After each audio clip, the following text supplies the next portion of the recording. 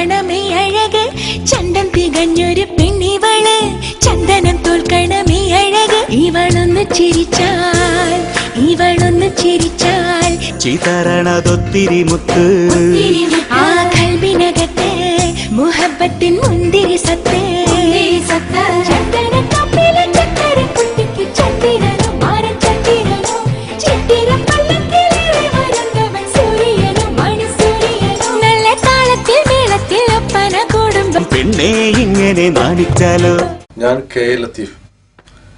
എൻ്റെ സംഗീത ജീവിതത്തിന്റെ തുടക്കം ഈസ്റ്റ് കോസ്റ്റിന്റെ ആൽബങ്ങളോടെ ആയിരുന്നു. വീണ്ടും ഒരു സിനിമയിലൂടെ വീണ്ടും ഒരു പാട്ട് ചെയ്യാൻ ഈ മുഹബത്ത് എന്ന സിനിമയിൽ എനിക്കൊരു അവസരം വന്നിരിക്കുകയാണ്.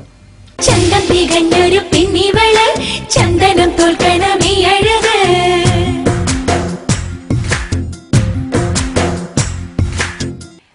ഇതിലെ പാട്ടിനെ കുറിച്ച് പറയുകയാണെങ്കിൽ ഒരുപാട് നാളുകൾക്ക് ശേഷം ഞാൻ ഫിലിമില് ഒരു മാപ്പിളപ്പാട്ട് പാടിയിരിക്കുകയാണ്. എനിക്ക് തോന്നുന്നു മെഹർബ എന്ന പാട്ടിന് ശേഷം ഒരു സോങ് ഇപ്പൊ ഒരു മാപ്പിളപ്പാട്ട് സോങ് വരുന്നത് ഇപ്പോഴാണ് മുഹബത്ത് എന്ന ചിത്രത്തില്. പണ്ടൊക്കെ പൂമ്പാറ്റച്ചേലോടെ മുറ്റത്ത് പാറി നടന്ന മിടുക്കിയല്ലേ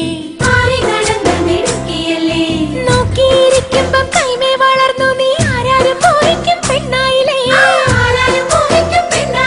ഇന്ന് മുഞ്ചത്തി നിന്നോട് നെഞ്ചു കുളിരണ മൈലാഞ്ചിരാവല്ലേ കണ്ണടയ്ക്കാതെ നീ നേരം വെളുപ്പിക്കും ആദ്യത്തിരാവല്ലേ ഈ ചന്ദനം തൊപ്പിലെ ചക്കര കുട്ടിക്ക് ചന്ദിരനോ ആരും ചന്ദിരനോ ചിത്തിര പല്ലക്കിലേറി വരുന്നവൻ സൂര്യനോ മണിസൂര്യനോ നല്ല താളത്തിൽ മേളത്തിൽ ഒപ്പന കൂടുമ്പം പെണ്ണെ ഇങ്ങനെ നാണിച്ചാലോ.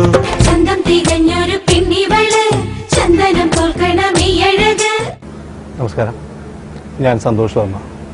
ബെസ്റ്റ് ആക്ടർ എന്ന സിനിമയിലെ സൂപ്പർ ഹിറ്റ് ഗാനത്തിന് ശേഷം ഈസ്റ്റ് കോസ്റ്റ്